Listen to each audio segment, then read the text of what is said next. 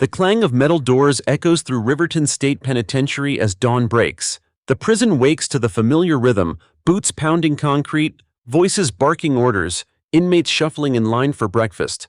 Among them is Darius King, a tall black man with quiet eyes and scars that speak louder than words. He moves slowly, tray in hand, trying to ignore the jeers of guards who treat him as less than human.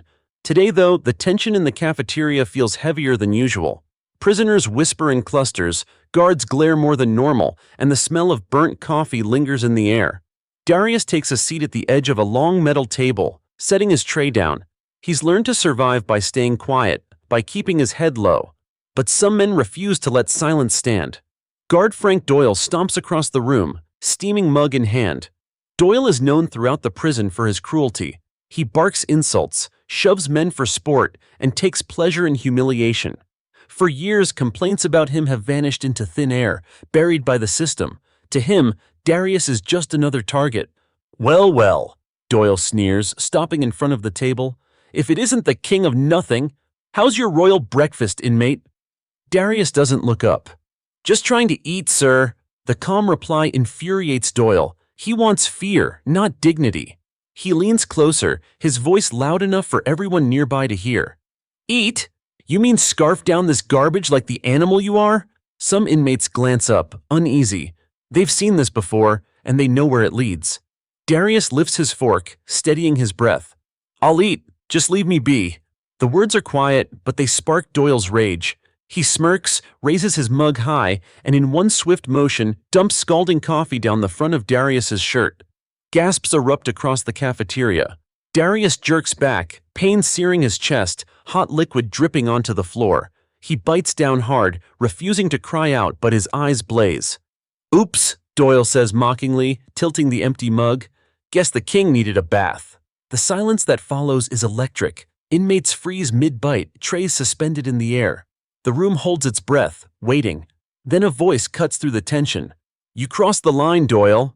It's Marcus Hill, an older inmate with decades inside and respect from every corner of the yard. He rises slowly, his chain-linked cuffs clinking. His stare is cold, unflinching. "You don't pour hot coffee on a man and walk away." Doyle laughs, though his smirk falters. "Sit down, old man, before I—" But Marcus doesn't move. And then, like sparks catching fire, more voices rise. "He's right. Enough's enough." "Not today, guard." Inmates push back their chairs, the sound of metal scraping concrete echoing through the cafeteria. One by one, they stand. Not with weapons, not with fists, but with unity. Their eyes lock on Doyle, 100 stares burning hotter than the coffee he spilled. Darius rises last, his shirt still steaming, his face calm but resolute. He doesn't shout, doesn't threaten. He simply looks Doyle in the eye and says, "You wanted to make an example of me. Now you've made an example of yourself." The room erupts, not in chaos but in solidarity. Hands slap the tables, voices chant, a rhythm that shakes the walls. "Justice! Justice! Justice!" Guards at the far end of the cafeteria hesitate, unsure whether to intervene. Even they feel the tide shifting, the balance of power cracking. Doyle's face pales as the chant grows louder. For the first time, he realizes he's not in control. He backs away slowly, but the inmates don't move. Their chant follows him, echoing down the corridors, rattling the foundations of the prison itself. Darius stands tall among them, the burn on his chest throbbing, but his spirit unbroken. Around him, men who once lived divided by race, gang, and creed stand united, their voices rising as one. And for the first time in Riverton State Penitentiary, a guard feels what it means to be powerless. The prison has spoken, and it will never be silent again. The echoes of "Justice, Justice" linger long after Doyle stumbles out of the cafeteria. His footsteps retreat down the corridor, but the chant refuses to die. Guards exchange uneasy glances, radios buzzing as supervisors demand updates. Yet no one dares re-enter the room. Darius lowers himself back onto the bench, his shirt clinging wet to his chest. The skin beneath burns, but he stays silent. Around him, inmates remain standing, their eyes locked on him. For years, Riverton State Penitentiary has been divided, by gang colors, by rivalries, by distrust. But in this moment, those divisions blur. Marcus Hill leans on his cane, his voice carrying authority that no badge can command. They'll come back, and they'll come hard. But remember this. They saw us stand together today. Don't let that die. Darius nods, though he barely knows Marcus. Respect has its own language, and Marcus speaks it fluently. At the far end of the cafeteria, guards finally file in, shields raised, batons ready. But instead of a riot, they find silence. Hundreds of men stand tall, their faces calm, their eyes defiant. The tension rattles the air, thicker than smoke. "Sit down," one guard barks. No one moves. The commanding officer, Lieutenant Harris, steps forward. His voice is sharp, calculated.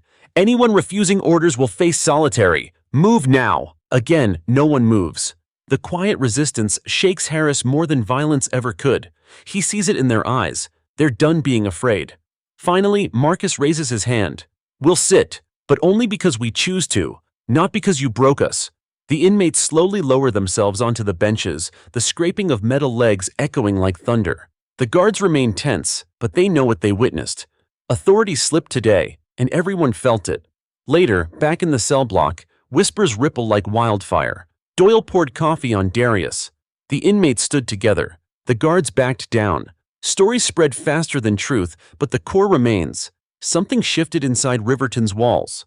In his cell, Darius sits shirtless, pressing a damp cloth against the angry red burns on his chest. His cellmate, a wiry man named Leon, shakes his head. "You know what you did, right? You lit a fire, and once it burns, it don't stop easy." "I didn't ask for that," Darius mutters. "Doesn't matter," Leon replies. "The men saw you stand. Now they're looking at you like you're their voice. You can't put that back." Across the prison, Doyle slams open the door to the guard locker room. His face is flushed, his pride wounded. "Did you see them? They turned on me. On us." Another guard shrugs. "You went too far. Coffee? On an old man?" "He's not just some old man," Doyle spits. "They respect him, and if we let this slide, we lose control. You want a prison run by inmates?" His words hang in the air, but no one answers. Deep down, they know he's right about one thing. Power is slipping. That night in the warden's office, reports pile high. Warden Whitaker rubs his temples as Lieutenant Harris lays it out. Inmates stood united, not a riot, worse, silent defiance. "If it spreads, we'll have chaos on our hands."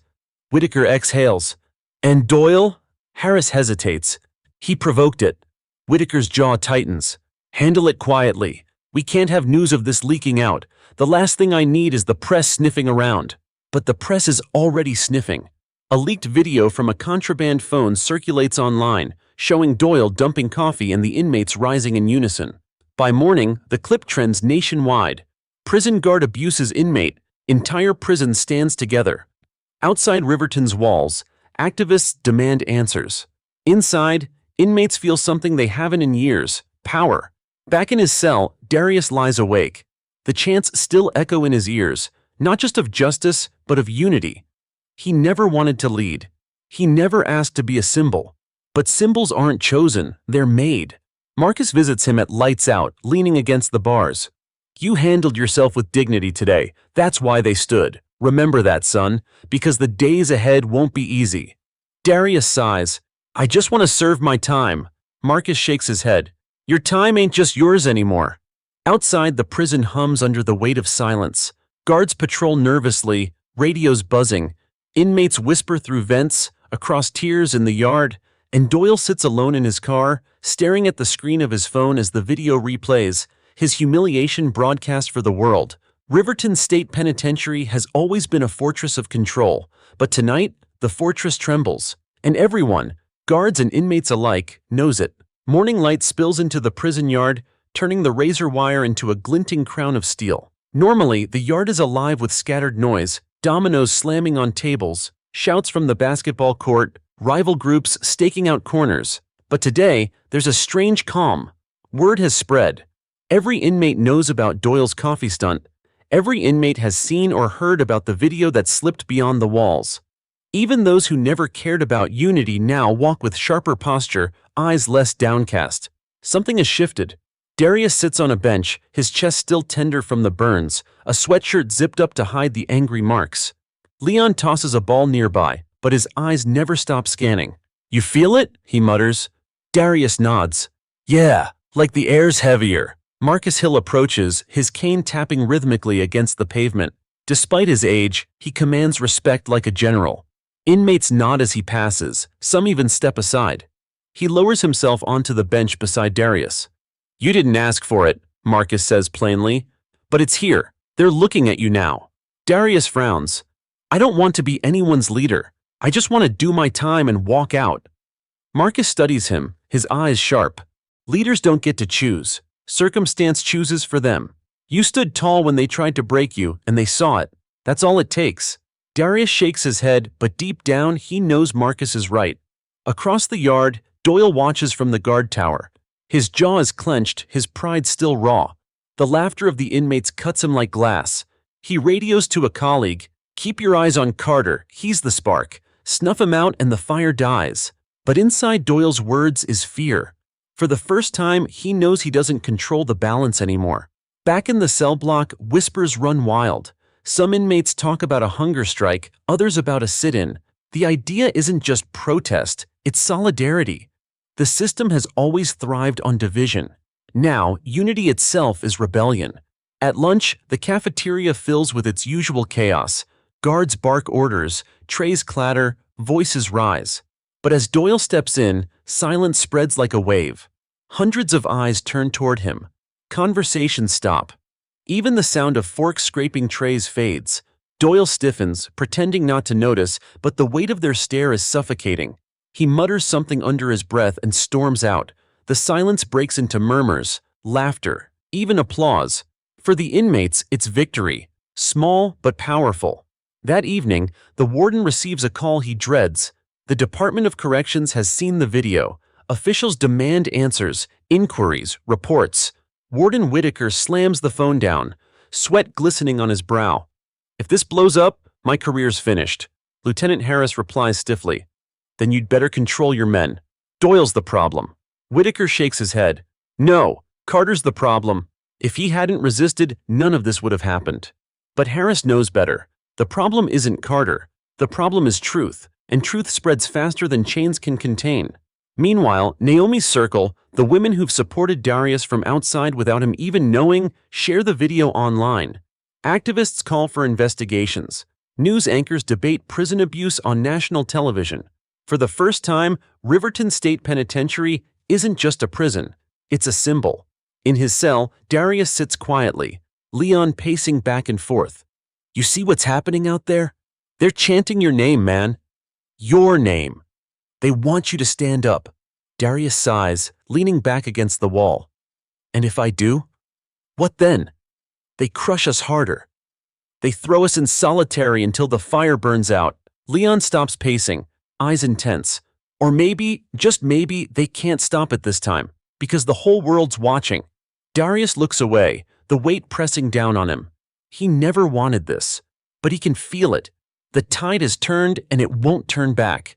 That night, Marcus slips into his cell during rounds. He speaks low, his voice like gravel. "They'll try to break you, Carter. They'll bait you, starve you, bury you in solitary if they have to. But if you hold the line, the men will hold it too. And for the first time, they'll see what unity looks like." Darius meets his gaze. "And if it costs me everything?" Marcus nods slowly. "Then it costs you. But it buys them hope. And hope in here? That's rarer than freedom." Outside, the prison hums with unease. Guards patrol nervously, radios crackling. Doyle sits alone in the locker room, staring into his coffee mug, the bitter irony not lost on him. He whispers to himself, "I'll break him. I'll break them all."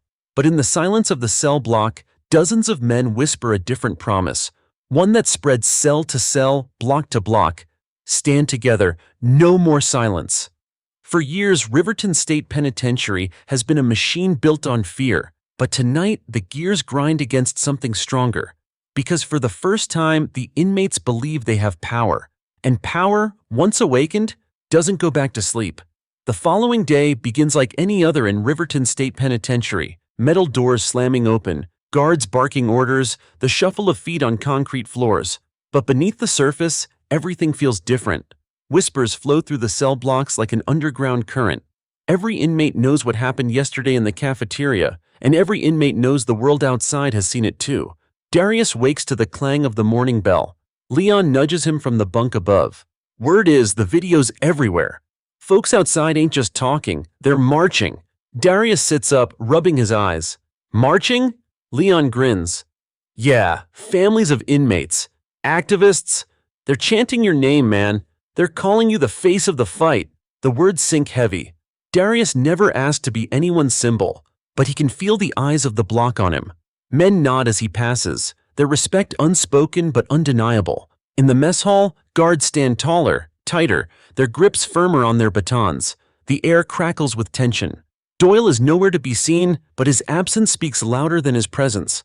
Marcus leans across the table toward Darius. They're rattled. You can see it in their faces. They don't know how to deal with us standing as one.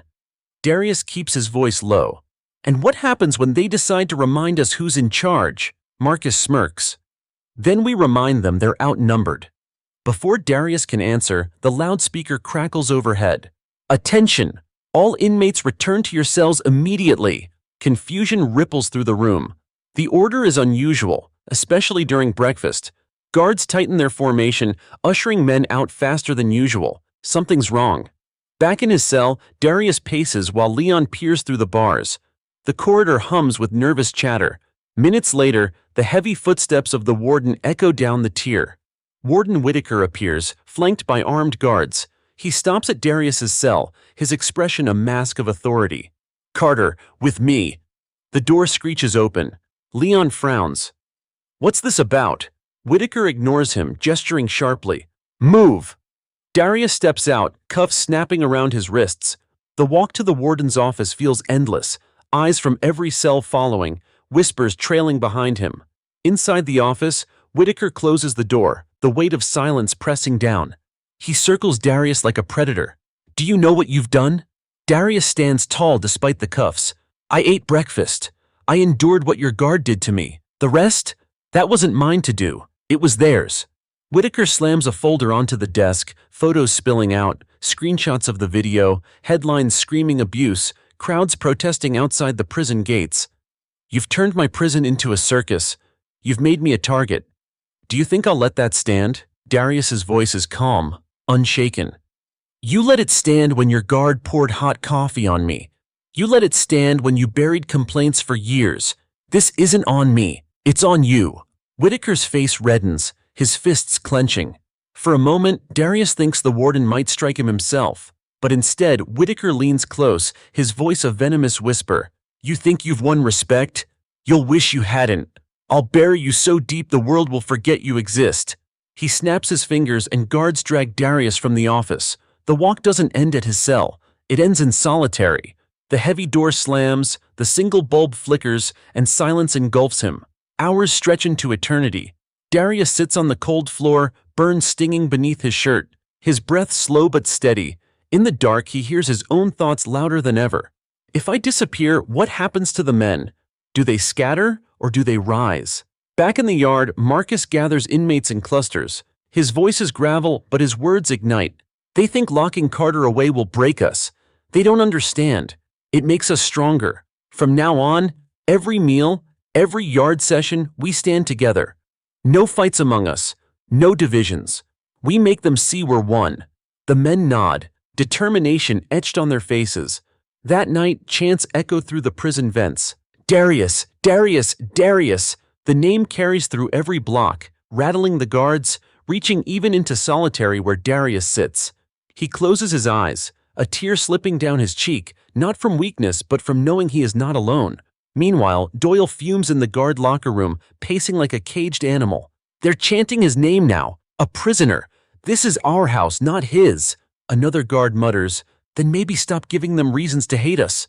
Doyle spins, fury blazing. He humiliated me. He turned them against us. I'll make him pay, solitary or not. Back in solitary, Darius lies on the cold concrete, the chants still faintly vibrating through the vents. He whispers to himself, they can bury me, but they can't bury the truth. For the first time in years, Riverton's walls tremble not from violence, but from unity. And unity is the one weapon guards cannot confiscate. The chants don't stop. All night long, Darius, Darius, hums through the vents of Riverton State Penitentiary. Guards bang their batons against cell bars, shouting for silence, but the voices only grow stronger. It's not a riot, it's defiance, a steady rhythm of unity the guards can't stamp out. In solitary, Darius lies on the cold floor, his wrists aching from the cuffs, his chest still tender from the burns. The chants seep through the walls like a heartbeat, keeping him awake, reminding him he is not alone. For the first time since his conviction, he feels something close to hope. At dawn, the heavy steel door screeches open. Lieutenant Harris steps inside, his expression caught between authority and unease. "On your feet, Carter!" Darius rises slowly, chains clinking. "Where are we going?" Harris doesn't answer. He escorts Darius down the long corridor, past curious stares from guards and inmates alike. They stop at the infirmary, where a medic cleans and dresses the burns on his chest. The medic works silently, but his hands are gentle, almost respectful. When he's done, Harris leads Darius back, not to solitary, but to his cell. Leon nearly leaps off the bunk when he sees him. "Man, they had us thinking they'd bury you for good. You all right?" "I'm fine," Darius says quietly, though his body aches. He sits heavily on the bunk, listening as Leon describes the night before. "They chanted your name all night, D. Every block, every tier, even the Latinos and the bikers joined in. I've never seen anything like it." Before Darius can respond, Marcus appears, gripping the bars. "You held the line, Carter, that's all it took. They tried to break you, and instead you lit the fire higher." Darius shakes his head. "I didn't light anything, I just stood there." Marcus's eyes sharpen. "And that's all it takes sometimes. Standing." Meanwhile, in the warden's office, Whitaker fumes as he reads the morning reports. "They chanted his name through the night? This is a prison, not a fan club." Lieutenant Harris stands stiffly. "Sir, the men are united. If we crack down too hard, it could explode into violence." Whitaker slams his fist on the desk. "Then we cut the head off the snake. Carter is the problem. He's not going to make a martyr of himself in my prison." But outside the prison walls, the story has already escaped their control. News stations replay the leaked video alongside new clips of families protesting at the gates. One anchor says solemnly, "For the first time, it appears Riverton's inmates are united, not in violence but in solidarity against abuse." By afternoon, reporters swarm outside, demanding statements. Protesters chant with the same rhythm that echoed through the prison, "Justice! Justice! Justice!" Inside, Doyle seethes in the guard locker room. "This is insane. They're treating him like some kind of saint, a bum in prison, and I'm the villain?" Another guard mutters, "You dumped coffee on him, Frank. On camera." Doyle snarls, "He disrespected me. They all did. And now they'll pay." That evening, dinner in the cafeteria begins quietly. Guards line the walls, tense and alert. Inmates file in, heads high. Darius takes his tray, moving slowly, aware of the eyes on him. He doesn't want to be the center of attention, but he can't escape it. Marcus sits beside him. "They're watching, Carter. Every move you make now matters. If you flinch, they'll think unity's fragile. If you stand, they'll follow." Darius nods, but says nothing. He focuses on his food, though he can feel Doyle's eyes burning holes into him from across the room. Then it happens. Doyle storms toward their table, fists clenched, face red. The room tenses instantly, forks clattering, voices hushed. "Enjoying your fan club, Carter?" Doyle sneers, his voice dripping with venom. Darius looks up calmly. "Just eating my dinner." Doyle smirks. "Don't get too comfortable. Heroes don't last long in here." The silence in the cafeteria is suffocating. Every inmate waits, breath held, to see what comes next. But Darius doesn't rise, doesn't lash out. He simply meets Doyle's eyes with steady resolve. "You spilled coffee on me, Doyle. You tried to humiliate me, but you only humiliated yourself. And every man here saw it." A ripple spreads through the cafeteria, soft murmurs, nods, fists tapping tables. Doyle's face twists with fury, but he feels the shift. Power no longer belongs to him. It belongs to the eyes staring him down from every table. Marcus leans forward, his voice carrying just enough to be heard. "Careful, guard. One day that uniform won't protect you." Doyle stumbles back, his bravado cracking. He storms out of the cafeteria, shoving past fellow officers. The silence breaks into a low chant, soft at first but growing. "Darius! Darius! Darius!" Guards bark for silence, but the chant grows louder, filling the room, spilling into the halls. Later that night, as Darius lies on his bunk, Leon grins.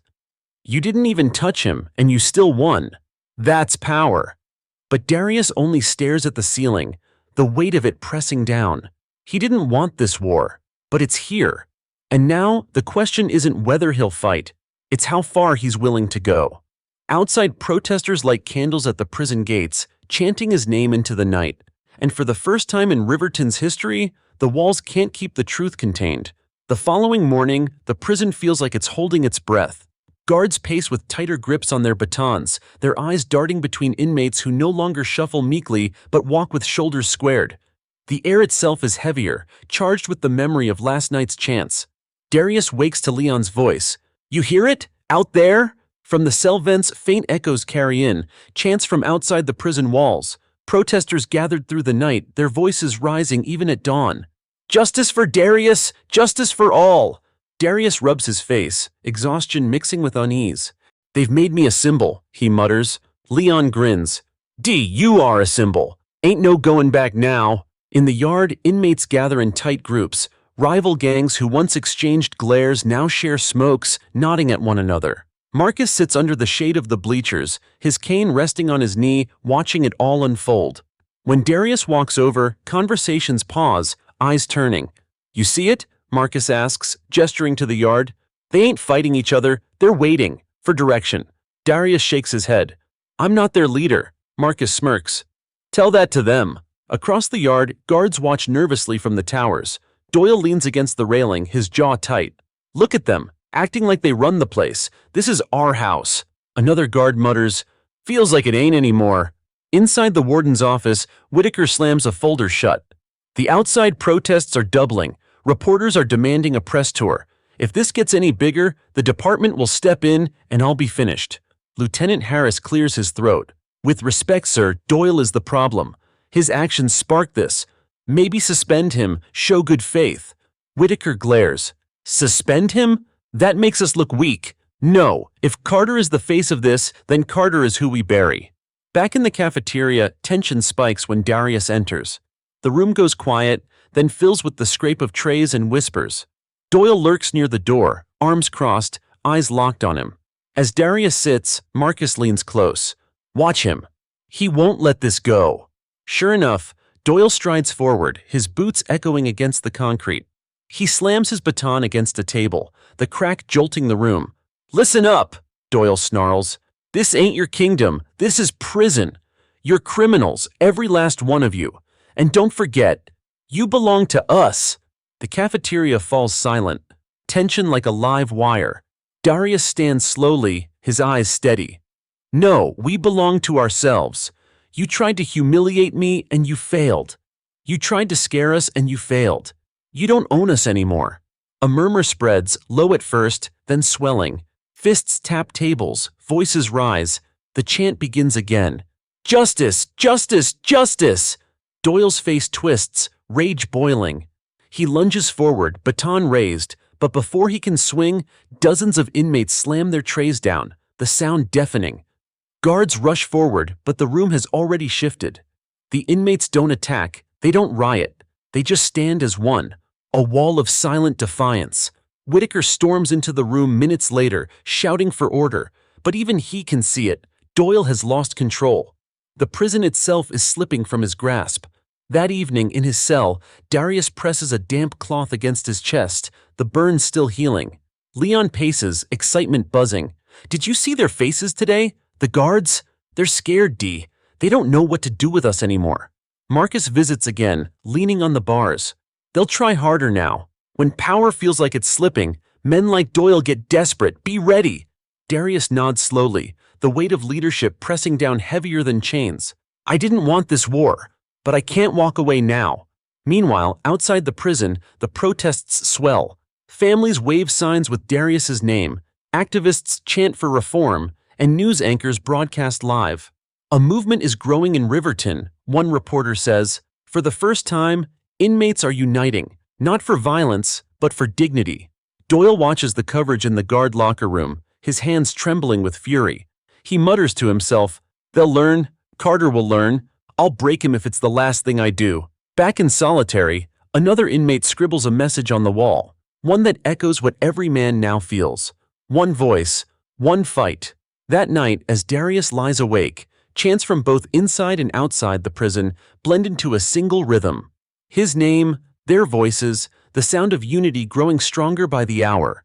He whispers to himself, "They can lock me up, but they can't lock us down." For the first time in Riverton's long, brutal history, the balance of power tilts, not toward the guards, not toward the warden, but toward the men behind the bars, and everyone knows it. The prison wakes restless. Even the sound of clanging doors feels sharper, like steel grinding on steel. Guards bark orders louder than usual, but their voices lack the weight they once carried. Inmates move slowly to the yard, exchanging quiet nods that speak louder than words. Something unshakable has taken root. Darius walks among them, his sweatshirt zipped high, his chest still aching from burns. Men part slightly as he passes, not out of fear but respect. Leon nudges him with a grin. "You see that? You're the tide now, brother. Everyone's moving with you." "I never asked for that," Darius mutters. "Symbols don't ask," Leon replies. "They're made." Across the yard, Marcus Hill leans on his cane, eyes scanning the guards on the towers. He gestures for Darius to join him. When Darius approaches, Marcus speaks in his gravel voice. "The warden's nervous, Doyle's dangerous. That makes today the most dangerous yet." Darius squints at him. "You sound like you've seen this before." Marcus's lips curl into something between a smile and a grimace. "I've lived through every kind of crackdown they can throw, but I've never seen men this united. That scares them more than any knife fight ever could." Meanwhile, in the warden's office, Whitaker fumes as he watches live camera feeds of the yard. Inmates gather in groups, not fighting, not rioting, just standing, talking, unified. To him, it looks like rebellion. Lieutenant Harris clears his throat. "Sir, you can't bury this anymore. The video, the protests outside, the chants, they're everywhere. Even the governor's office is asking questions." Whitaker slams his fist on the desk. "I won't let a convict run my prison. Carter is the root of this. Cut him down, the rest will scatter." But Harris shakes his head. "You're wrong. Cut him down and you make him a martyr. And martyrs don't scatter, they multiply." Whitaker glares at him, but deep down he knows Harris is right. In the yard, Doyle watches from the sidelines, his fists clenched. His humiliation has festered into obsession. He mutters to a fellow guard, "Today I finish it. Carter thinks he's king. I'll remind him what happens to kings in prison." The whistle blows, signaling the end of yard time. Inmates shuffle back toward the cell block, guards herding them like cattle. Doyle lingers behind, waiting for his chance. As Darius walks through the narrow corridor, Doyle steps in front of him, blocking the way. The hall goes quiet, hundreds of eyes turning. "Well, well," Doyle sneers. "The hero returns. Tell me, Carter, how's it feel knowing your little fan club won't save you in here?" Darius meets his eyes, calm. Respect isn't given by uniforms or batons. It's earned. And you've earned nothing. The corridor buzzes with low murmurs. Doyle's face flushes red. He grips his baton, raising it high. But before he can swing, a sound stops him. Hands slapping against metal bars. First a few, then dozens, then hundreds. The clang echoes like a war drum. Bang, bang, bang! Inmates pound the rhythm in unison, the sound shaking the walls. Guards shout for silence, but their voices drown beneath the thunder. Darius doesn't move. He stands tall, eyes locked on Doyle, as the noise crescendos.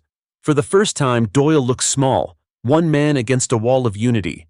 His baton trembles in his grip. Marcus's voice booms from the back. "You can't stop what's already begun." The pounding grows louder, shaking dust from the ceiling. Doyle steps back, fear flickering in his eyes. He lowers the baton slowly, then storms away, shoving past other guards. When the inmates finally quiet, the silence feels heavier than any noise. Darius exhales, his heart pounding. He hadn't spoken more than a few words, but the men followed him without hesitation. That night in the cell block, Leon can't contain his excitement. "Did you see him? Doyle was shaking. You broke him without touching him."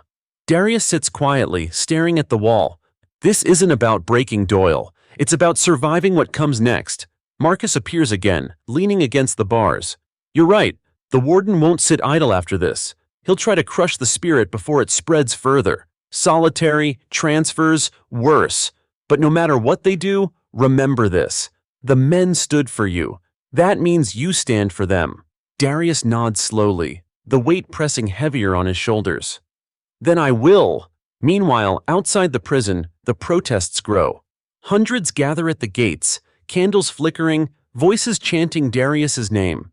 News crews broadcast live, civil rights leaders call for investigations, and Riverton becomes the epicenter of a national conversation. In his office, Warden Whitaker watches the coverage, sweat beading on his brow. If this doesn't end soon, he mutters, the whole system will collapse. And in the locker room, Doyle sits hunched over, staring into his hands. His humiliation has curdled into hatred, his pride wounded beyond repair. He whispers to himself, "This isn't over, Carter, not by a long shot." But in the cell block, as chants rise once again, Darius finally understands what Marcus meant. Leadership isn't chosen, it's carried. And now, the weight of hundreds rests squarely on his shoulders. For years, Riverton State Penitentiary has been ruled by fear. But fear is cracking. And in its place, something far more dangerous to the system is being born. Hope. Night falls heavy over Riverton State Penitentiary. The cell blocks glow under dim fluorescent lights, every flicker echoing the tension hanging in the air. Inmates whisper through vents and across tiers, voices carrying the rhythm of the day. Unity, defiance, hope. Guards patrol with heavier boots, their radios crackling with nervous energy. In his office, Warden Whitaker stares at a muted news broadcast. Outside the prison, protesters march with signs reading, "Justice for Darius" and "End guard abuse." Their chants bleed through the walls even here, faint but steady. Whitaker rubs his temples, muttering, one damn man has turned my prison upside down." Lieutenant Harris stands nearby, arms crossed. "With respect, sir, it isn't just one man. It's the truth. And once it's out, you can't put it back." Whitaker glares at him. "Then we bury it. Solitary, transfers, whatever it takes." Meanwhile, Doyle sits alone in the guard locker room, staring at the dent his fist left in a metal locker. He whispers to himself, "They chant his name now. Carter thinks he's a hero. I'll show him what heroes look like in a body bag." Back in the cell block, Darius lies awake, the faint chants from outside reaching his ears. Leon sits up on the top bunk, restless. "They're not gonna stop, D. Out there, in here, it's like the whole world's breathing your name." Darius sighs. "That's what scares me. If they see me as a leader, they'll come harder. And it won't just be me who pays, it'll be all of us." Leon leans over the edge, eyes sharp. "Then we make them see we're more than one man. You're not standing alone anymore. None of us are." The next morning, tension breaks like a storm. As inmates file into the yard, they find guards already lined up in riot gear. Shields, batons, helmets, it looks like war. Marcus leans on his cane, muttering to Darius, "This ain't routine. They're about to make a move." Sure enough, a voice booms from the loudspeaker. "All inmates return to your cells immediately. This is a direct order." But no one moves. The yard falls silent, hundreds of eyes locked on the guards. The silence is louder than any riot. Whitaker watches from the tower, veins bulging in his temples. "They're defying me in my own yard." Darius steps forward, his voice calm but clear. "We're not rioting. We're not fighting. We're standing." The words ripple across the yard, carried by whispers until every man repeats them. "We're standing." The guards shift uneasily. Lieutenant Harris mutters under his breath, "This is bad. They're not scared anymore." Doyle snarls, stepping forward with his baton raised. "Then we make them scared." He charges toward Darius. The yard explodes, not with violence but with unity. Inmates slam their fists against their chests, shouting in unison, "Justice! Justice! Justice!" The sound rolls like thunder, shaking the ground beneath their feet. Darius doesn't flinch. He stands tall as Doyle halts mid-step, overwhelmed by the sheer force of voices rising against him. His baton trembles in his grip. Marcus raises his cane high, his voice booming. "You can't crush us all!" The chant grows deafening, echoing beyond the walls, spilling into the streets outside where protesters join in. The prison and the city chant as one. Whitaker slams his fists against the railing in the tower. "Enough! Break them apart!" But Harris hesitates. "Sir, if we go in now, it'll be a massacre, and every camera outside will see it." Whitaker freezes, fury battling fear. For the first time, he realizes he's trapped. Not by the inmates, but by the truth outside these walls. Back in the yard, Darius raises his voice once more. We are men. We are not animals. You will treat us with dignity, or you will answer to every voice in here. And out there, the yard erupts in cheers, fists raised high. Guards falter, their formation cracking. Even some officers look away, unable to meet the eyes of men they've spent years demeaning. Finally, Whitaker snaps into the radio. Stand down. Get them back to their cells. No force. The order spreads reluctantly. Guards step back, tension still thick, but the line has broken. The inmates remain standing until the last baton lowers, then they return to their blocks, not defeated, but victorious. That night, Darius sits on his bunk, exhausted but unbroken. Leon grins, eyes shining. You see what happened today? They blinked first. Marcus appears at the bars, his expression grim but proud. This ain't over, Carter. They'll try again, harder. But today you showed them we're not afraid. That matters. Darius leans back, staring at the ceiling. I never wanted to lead a fight. Marcus's eyes soften. Nobody ever does. But sometimes the fight finds you. Outside the prison, the protests grow into a sea of candles and chants. News networks declare Riverton the heart of a movement. And inside, Doyle sharpens his rage like a blade, whispering into the darkness, if the system won't break him, I will. The storm isn't over. It has only begun. The sun rises over Riverton with a strange stillness. Outside the prison gates, protesters are already gathering, their chants drifting faintly into the cold morning air. Inside, the atmosphere is taut, every guard and inmate moving with the sense that something irreversible has happened. Darius wakes to the familiar clang of the morning bell. Leon sits at the edge of the bunk, rubbing his hands together. They're talking about yesterday like it was history, man. Like we did something no one's ever seen before. Darius pulls on his sweatshirt, still stiff from dried sweat and ash. All we did was stand. Exactly, Leon says with a grin, and that scared them more than any riot could. In the cafeteria, the mood is electric. Inmates file in with heads held higher, voices quieter but stronger. They know the guards are watching them closer than ever, but that only adds fuel to the fire. Marcus sits at a table in the center, cane resting beside him like a staff of office. When Darius approaches, the men part to make space. Marcus studies him carefully. The warden blinked, Doyle raged, but the warden blinked. That means they're rattled, but rattled men are dangerous. Darius nods. I know. Across the room, Doyle leans against the wall, arms folded, eyes locked on Darius. His smirk is gone, replaced with something colder. Every move Darius makes, Doyle follows with his eyes. After breakfast, the yard opens. The inmates spread out, but instead of fights or games, they cluster in small groups, whispering plans. Talk of hunger strikes, sit-ins, and peaceful demonstrations ripple through the air. For once, gangs don't argue over territory. Today, unity is more valuable than dominance. Darius sits on a bench, Leon beside him, Marcus close. Leon lowers his voice. They're saying we should refuse dinner tonight, one block at a time, no trays picked up. Show them we're serious. Darius exhales slowly. You know what that'll bring. Solitary. Crackdowns. They'll punish us all, Marcus leans in, or they'll see they can't break us. Sometimes the punishment itself proves the point. Before Darius can respond, the loudspeaker crackles. Attention! All inmates return to your cells immediately. Groans ripple through the yard. It's unusual to cut yard time short. Guards begin herding men toward the doors, shields raised, batons in hand. Back in his cell, Darius paces while Leon peers through the bars. Something's up. You feel it? Minutes later, Lieutenant Harris appears, flanked by guards. His expression is stern, but his voice carries an edge of discomfort. Carter, with me. The door opens. Chains snap onto Darius's wrists. As he's led down the corridor, whispers follow. Stay strong. We're with you. He's brought not to the warden's office, but to a small interview room. On the table sits a laptop, its screen glowing with the face of a state investigator. A woman with sharp eyes introduces herself. Mr. Carter, I'm Special Investigator Rhodes, Department of Corrections. We've seen the footage. We've seen the protests. I need to hear from you directly. Darius sits, cuffs clinking as he folds his hands. What do you want to know? Rhodes leans forward. Is it true a guard poured scalding coffee on you in front of witnesses? Yes, And is it true you were placed in solitary without cause afterward? Yes. Her eyes narrow. Do you want to file a formal complaint? Darius hesitates, then speaks firmly. It's not just about me. It's about every man in here who's been beaten, humiliated, silenced. They won't listen to one complaint, but maybe they'll listen to all of us.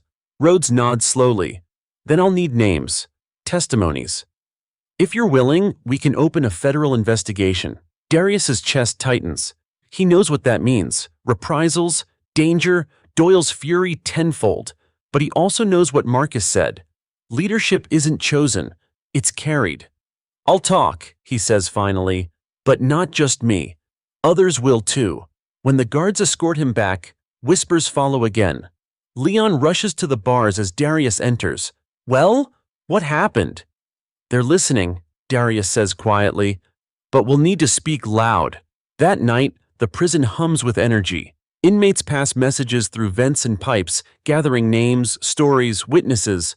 A movement is forming inside the walls, just as strong as the one outside. In the locker room, Doyle slams his fist on the table as word spreads among the guards. Federal investigation? Into us? Into me? He glares at the others. This is Carter's doing. He's trying to destroy us. Another guard mutters, Maybe you destroyed yourself, Frank. Doyle's eyes burn. No. This ends with him, one way or another. Back in his cell, Darius lies awake, the chants outside blending with the whispers inside. He can feel it. The tide has turned. The system is being forced to look in the mirror, and it hates what it sees. He whispers to himself, steady and sure, They can bury me, but they won't bury the truth. For the first time, Riverton is not just a prison. It's a battleground for dignity. And the world is watching. The following morning, Riverton State Penitentiary awakens under a cloud heavier than iron bars. Guards march stiffly down the tiers, their radios buzzing with clipped commands. Inmates rise from their bunks, exchanging glances that say more than words. Something is shifting and it won't be turned back. Darius stretches his sore arms, his body aching from restless sleep. Leon drops down from the top bunk, eyes blazing. The whole block was buzzing last night. Word is the investigators coming back, with a team. They want full testimonies. Darius shakes his head. That'll make things worse before it makes them better. Maybe, Leon replies, but worse is already here. At least this time, worse has a purpose. In the cafeteria, the tension is thick enough to choke. Guards line the walls, their batons tapping impatiently against their thighs. Inmates eat in silence, though their eyes burn with quiet defiance. Doyle stalks near the entrance, arms folded, his gaze never leaving Darius. Marcus takes a seat across from him, setting down his tray with deliberate calm. They'll try to break you today. You know that. Darius sighs. They've been trying since the moment Doyle dumped that coffee. I'm still here. Marcus nods. But this time they're desperate, and desperate men don't think, they strike. The words prove prophetic. As breakfast ends and the inmates file toward the yard, Doyle suddenly steps forward, blocking Darius's path. His voice is loud enough for the entire hall to hear. You think you're a hero, Carter? Think the world loves you now? You're just a convict in rags, and when the cameras turn away, you'll still be mine to crush. The room freezes. Inmates stop mid-step, guards grip their batons tighter, and silence falls like a blade. Darius meets Doyle's eyes, his voice steady. You already tried to crush me. And look what happened. You exposed yourself. Everyone saw who you are.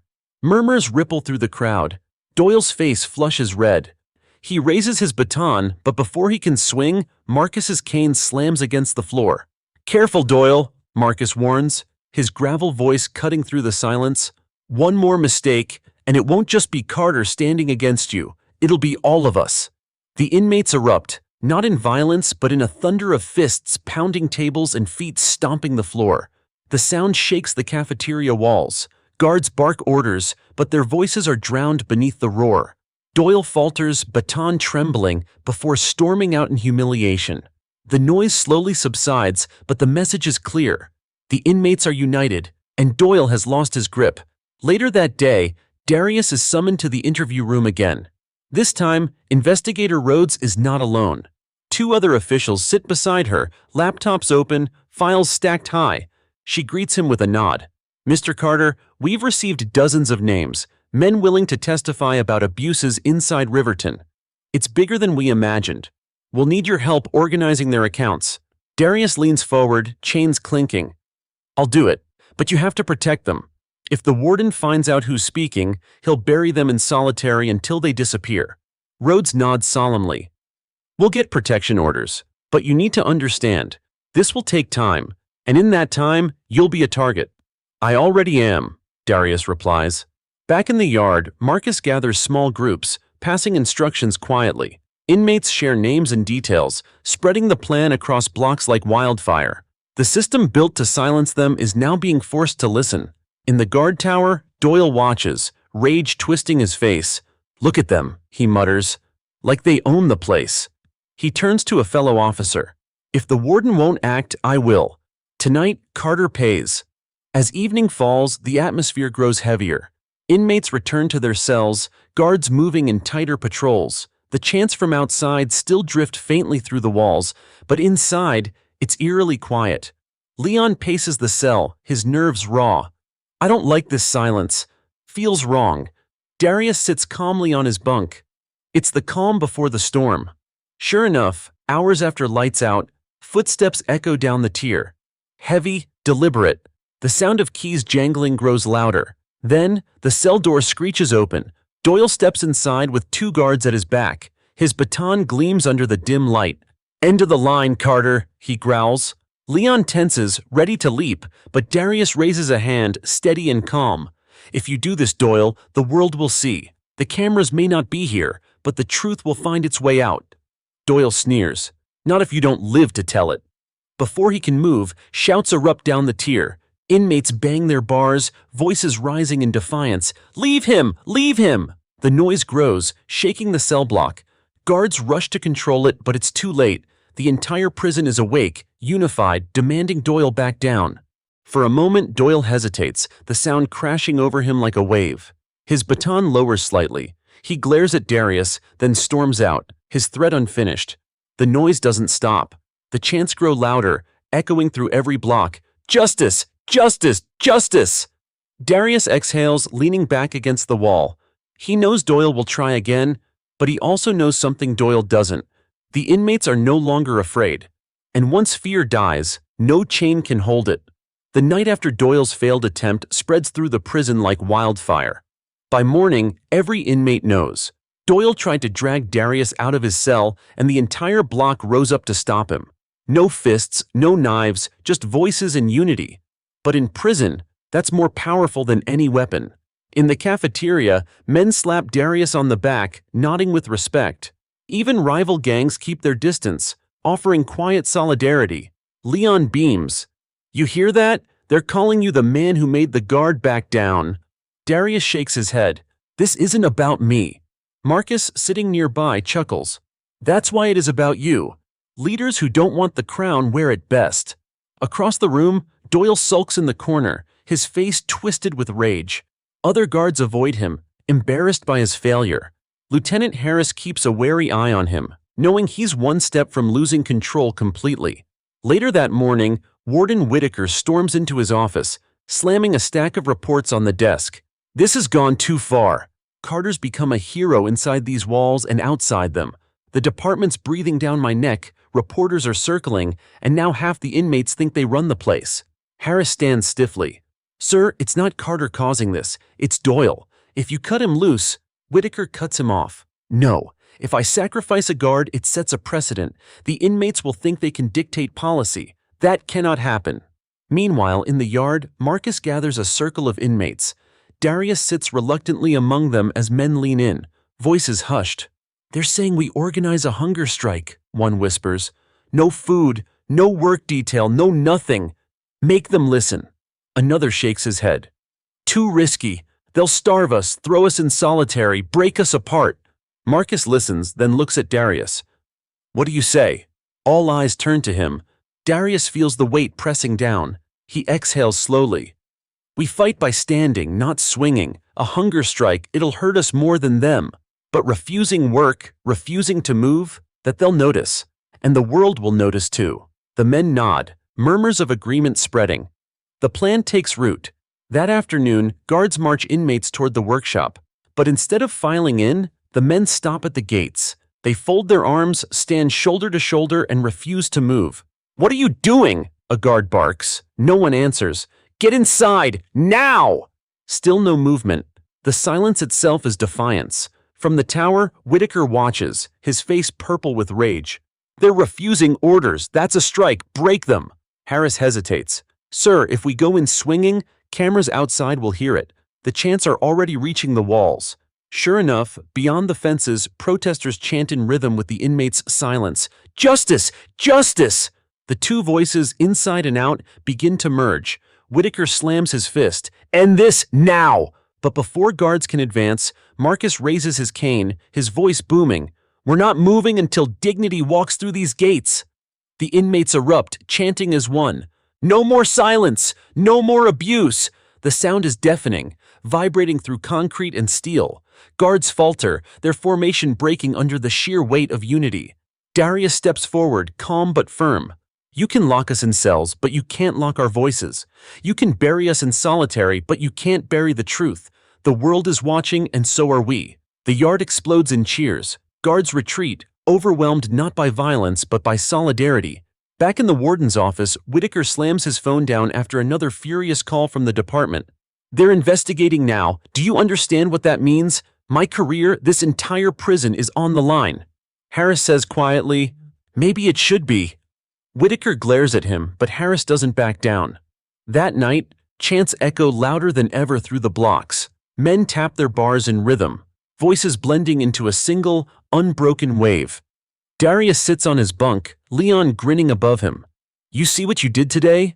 You stopped them without a fight." Darius shakes his head. "No, we did." Marcus appears at the bars, eyes shining with pride.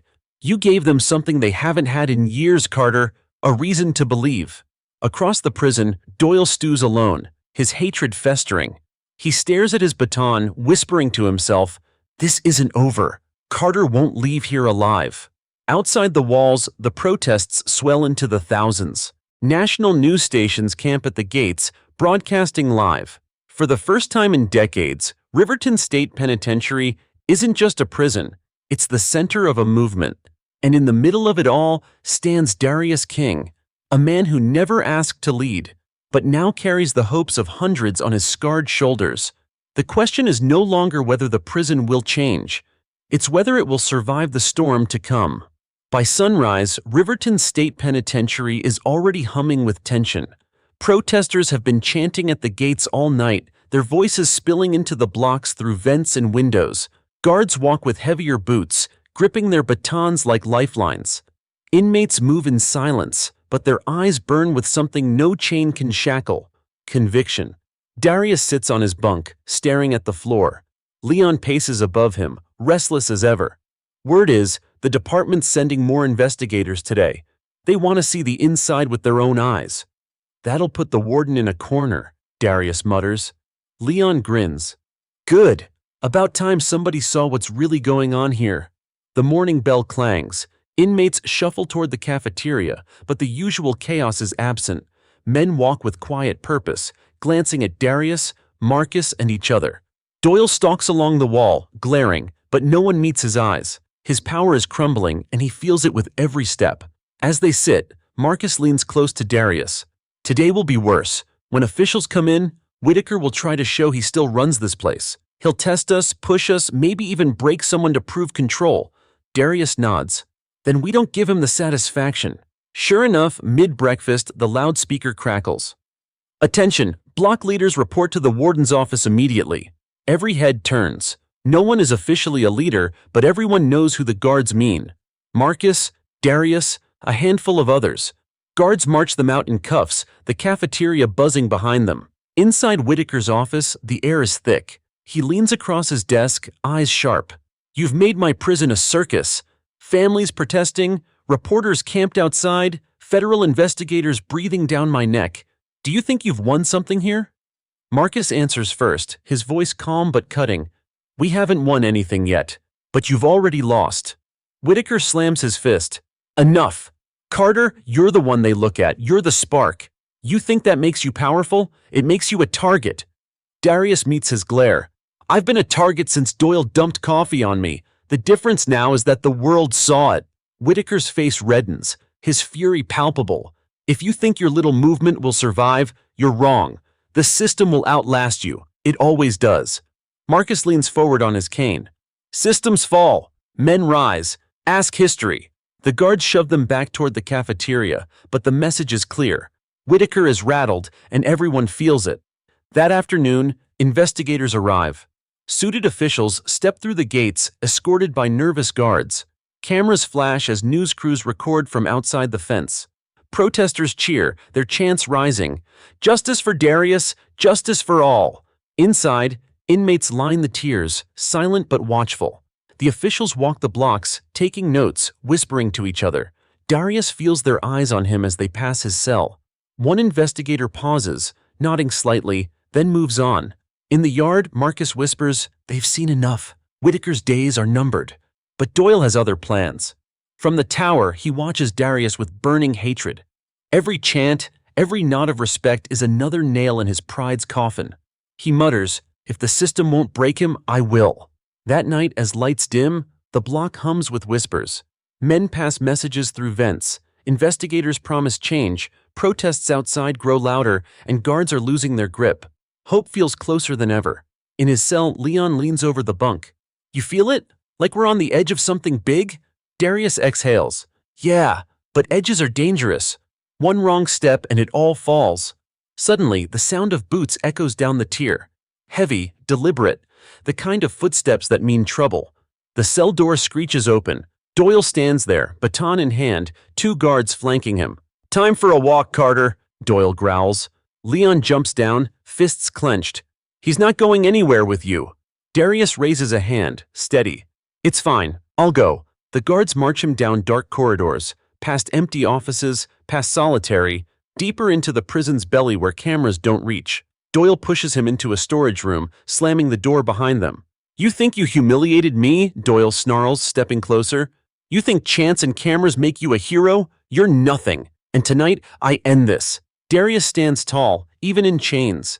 "You already ended yourself the moment you poured that coffee. I just stood there. The rest was you." Doyle swings the baton. It cracks across Darius's ribs, pain exploding through his chest. He stumbles but doesn't fall. Outside, inmates hear faint echoes of the commotion. Word spreads fast. Doyle took Carter. Marcus slams his cane on the bars. "Not tonight, not ever again." Within minutes, the block erupts. Fists pounding, voices shouting, a tidal wave of sound shaking the walls. Guards rush in, but the noise only grows. The entire prison roars in defiance. "Darius! Darius! Darius!" In the storage room, Doyle freezes as the sound reaches him. The walls themselves vibrate with unity. For the first time, fear flickers in his eyes. Darius, breath ragged, stands tall despite the pain. "Hear that? That's the sound of a prison that won't bow anymore. You can hit me, Doyle, but you can't break us." The door bursts open. Lieutenant Harris storms in, pulling Doyle back. "Enough! You've lost, Doyle. You've already lost." Guards drag Doyle out, his face twisted in rage. Harris kneels beside Darius. "Can you stand?" Darius nods, pushing himself upright. Outside, the chants continue, louder than ever, shaking Riverton to its core. For the first time, the prison belongs not to the guards, not to the warden, but to the voices of men who refuse to stay silent. The night Doyle dragged Darius into the storage room becomes legend by sunrise. Inmates whisper the story through vents and across tiers, each retelling fueling the fire. Doyle beat him, but Darius stood tall. Doyle tried to silence him, but the prison itself roared until Harris pulled the guard away. By morning, Riverton hums like a storm about to break. Leon helps Darius sit on his bunk, sliding a rag against his bruised ribs. "You should be in the infirmary, man. Those hits were bad." "I've survived worse," Darius mutters. He winces, but his eyes stay sharp. The pain isn't what matters. What matters is they saw Doyle lose again, and they saw us rise louder. Across the block, Marcus leans against his bars, cane in hand. He's right. Last night wasn't a loss. It was a victory. Doyle's mask slipped, and every man in here saw the fear in his eyes. But Darius knows the danger isn't gone. Doyle is cornered now, and cornered men strike hardest. In the warden's office, Whitaker fumes as Harris files his report. "You interfered?" Whitaker growls. I stopped Doyle from killing an inmate, Harris snaps back. That's called doing my job. Whitaker slams a fist on the desk. Your job is keeping order. Doyle's heavy-handed, but Carter is the problem. He's turned this place into a circus. Now the department's investigating, cameras are outside my gates, and my prison is out of control. Harris folds his arms. It's out of control because you let Doyle act like a tyrant. If the department finds out you knew about his abuse, they won't just bury him, they'll bury you too. Whitaker's face pales, but his pride doesn't let him back down. Then we shut this down before it reaches that point. Carter's influence dies today. Meanwhile, investigators return, escorted through the prison in crisp suits, their clipboards snapping open. They interview inmates in private rooms, one after another. Men who've been silent for years finally speak, their voices trembling but firm. Stories of beatings, threats, humiliations, and cover-ups pour out like floodwater. When it's Darius's turn, Rhodes greets him with a steady nod. We heard what happened last night. Are you willing to testify again? Darius sits tall despite his pain. Yes, but this isn't just about me. Every man who speaks is risking everything. You have to protect them. Rhodes leans forward. We'll do everything we can, but you need to understand, Mr. Carter, your name is everywhere now. On the news, in protests, in official reports, you're no longer just a prisoner. You're the face of this fight. The words sink deep. Darius exhales slowly. Then I'll carry it. But don't let their voices die with me. Back in the yard, whispers spread of change. Men talk about new investigations, possible suspensions, maybe even indictments. For the first time, hope feels real. But Doyle prowls like a wolf denied his prey. In the guard locker room, he slams his fist against the wall. They treat him like a king. Me? They call me reckless. They'll throw me under the bus to save themselves. Another guard mutters, Maybe you deserve it, Frank. You went too far. Doyle whirls on him, eyes wild. I did what had to be done. Carter humiliated me. He humiliated all of us. And if nobody else has the guts to finish it, I will. That evening, as inmates file back into their cells, the protests outside reach a fever pitch. Hundreds chant with candles in hand, their voices spilling through the razor wire. Reporters broadcast live, declaring Riverton the center of a growing national movement. Inside, Marcus visits Darius's cell. You hear them? That's more than chants. That's history in the making. Darius leans against the wall, his ribs aching. History's heavy, Marcus smirks. That's why men like you carry it. Leon chimes in. You think Whitaker or Doyle's gonna survive this storm? Nah, the system's cracking. And you, brother, you're the hammer. Later that night, Doyle stalks the corridors, his baton tapping against the bars like a drumbeat of menace. Inmates jeer at him now, their courage sharpened by unity. He snarls back, but their laughter only fuels his rage. When he passes Darius's cell, he stops. Their eyes lock through the bars. You think you've won, Doyle hisses. But all you've done is paint a target on your back. And when the world moves on, when the cameras leave, I'll still be here, waiting. Darius steps closer, voice steady.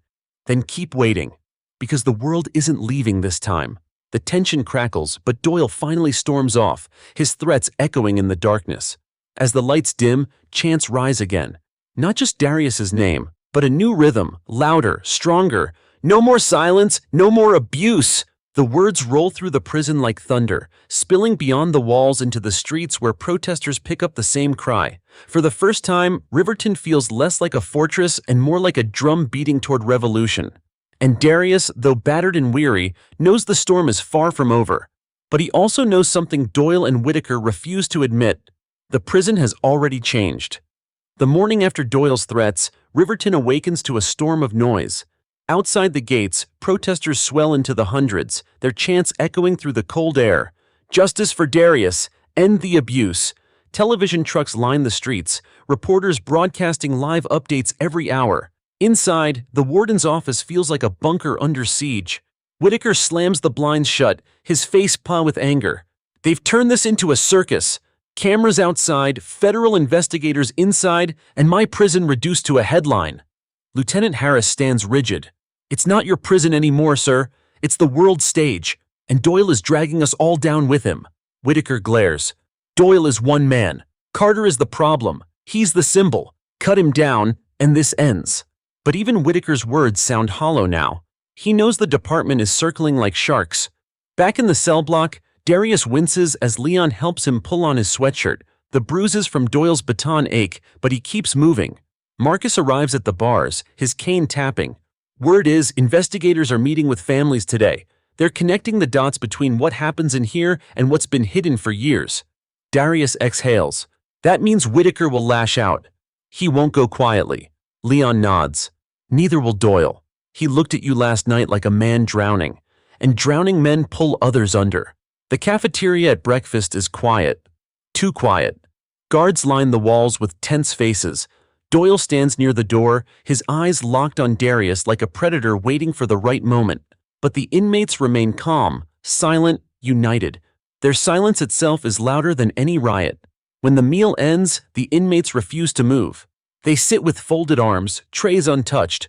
The room fills with the sound of fists tapping tables in rhythm, slow, steady, unstoppable. Whitaker storms in, fury dripping from every word.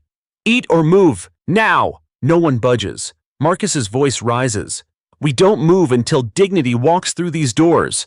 The chant begins, soft at first but rising. No more silence, no more abuse. Whitaker's face reddens. End this, he barks to the guards. But Harris steps forward, lowering his voice. Sir, if we use force now, with cameras outside, it'll be on every news station in the country. You'll be finished by sundown. Whitaker freezes, trapped by his own fear of exposure. He snarls but storms out, slamming the door behind him. That night, the block hums with energy. Inmates whisper about lawsuits, reform, maybe even freedom. For the first time, hope is more than a word. It's a possibility. But Doyle paces the locker room like a caged beast. Other guards avoid his eyes, embarrassed by his obsession. He mutters to himself, they cheer his name. They think he's untouchable. I'll show them all. One younger guard dares to speak. Frank, maybe it's time to step back. The department's sniffing around. If they tie you to this... Doyle cuts him off with a snarl. If? They already have. I've got nothing left to lose. Meanwhile, in his cell, Darius sits with Marcus and Leon nearby. The chants outside drift faintly through the vents. Leon grins. They sound louder every night. Marcus nods. That's how movements grow, inside and out.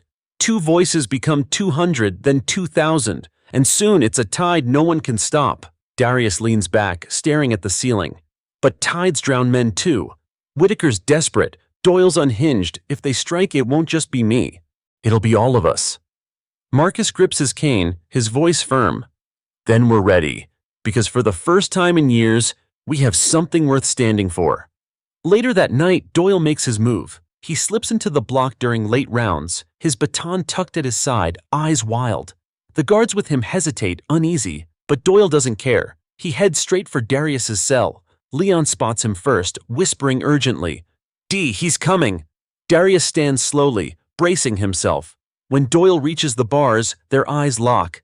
This ends tonight, Doyle hisses. You've humiliated me for the last time. But before he can unlock the cell, the sound of bars rattling fills the block. Inmates slam their fists, voices rising. Leave him! Leave him! The chant spreads like wildfire, louder and louder until the entire block shakes. Guards shout for silence, but it's useless. The noise is unstoppable. Marcus lifts his cane high, his voice booming. Touch him, and you'll answer to every man in here. Doyle freezes, rage and fear battling on his face. For a long moment, the tension crackles like lightning. Then, finally, he backs away, spitting curses as he storms out. The chants don't stop. They grow, echoing through every tier, carrying into the night until even the protesters outside pick them up. Leave him! Leave him! In his cell, Darius exhales, sweat dripping down his brow. Leon grins. You didn't have to lift a finger. They did it for you. Marcus nods solemnly. That's when you know you've won. Not when men fight for you, but when they refuse to let you fall. Outside the prison, cameras capture the chants, the candles, the movement swelling. Inside, Doyle's fury burns hotter than ever. And Darius knows the next strike won't be bluster. It'll be war. The prison wakes to a new reality. The chants from the night before still echo in every man's ears, even in the guards' tense footsteps. Riverton State Penitentiary feels less like a fortress of control and more like a battlefield where one spark could set the whole place ablaze. Darius rises slowly, his ribs aching from Doyle's blows. Leon watches him with worry, but also pride. You realize what happened last night, right? Doyle came for you and he left beaten. Not by fists, but by voices. He'll never forget that. Marcus taps his cane against the bars, his gravel voice steady. And neither will the men. They saw themselves in you, Carter. That's the kind of thing that doesn't die easy. But Darius knows the danger has only grown. Doyle is cornered, Whitaker is desperate, and both will strike harder now. At breakfast, the tension is palpable. Inmates file in with their heads high, while guards cluster along the walls, gripping their batons tighter than ever. Doyle is absent, but his shadow looms over every tray, every whispered word. Marcus leans toward Darius. He's plotting. Men like Doyle don't fade. They erupt.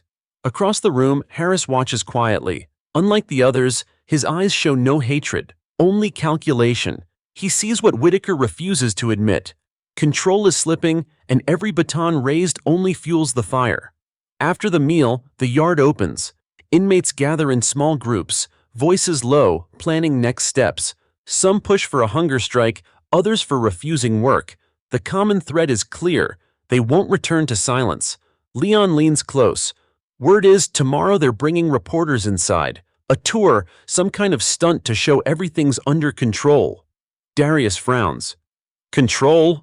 They lost that weeks ago. Marcus chuckles darkly. Doesn't matter what they lost. It matters what they can pretend. Whitaker will put on a show. And you can bet Doyle's part of it. Meanwhile, in the warden's office, Whitaker slams his fist on the desk. Reporters in my prison. Federal investigators breathing down my neck. This place looks like a circus. Harris replies evenly, Sir, it looks like the truth, and the more you try to hide it, the more explosive it gets. Whitaker's eyes narrow. Then maybe we remind them who holds the keys. Make an example of Carter and the others will fall in line. Harris's jaw tightens. Or you'll make him a martyr. And martyrs don't die, they multiply. Whitaker doesn't answer. His silence says enough. That night, the protests outside swell into the thousands. Families hold candles, chanting Darius's name. News anchors broadcast live, calling Riverton the heart of a national reckoning.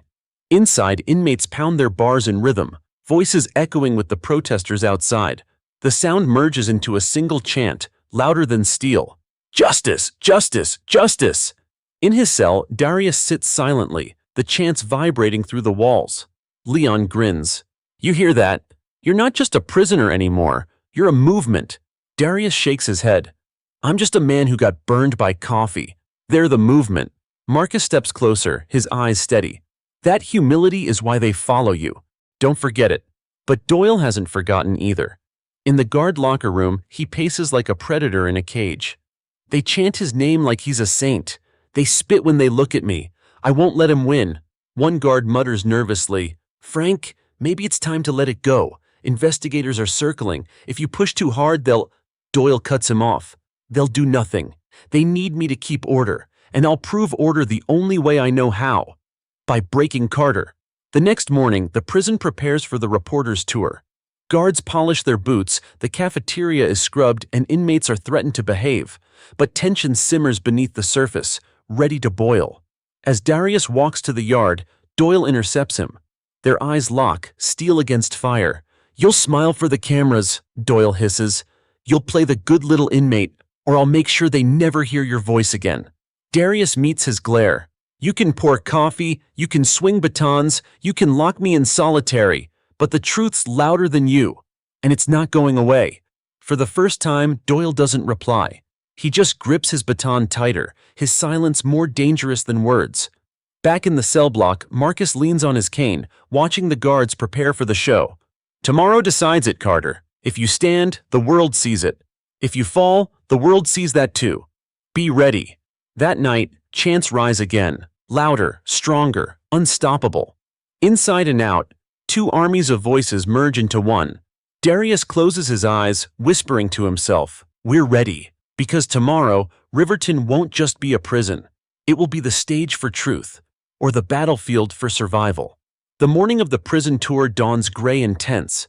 Reporters gather outside Riverton's gates, microphones in hand, cameras pointed toward the looming walls. Protesters chant loudly, their voices swelling into the air, mixing with the hum of news vans and police sirens.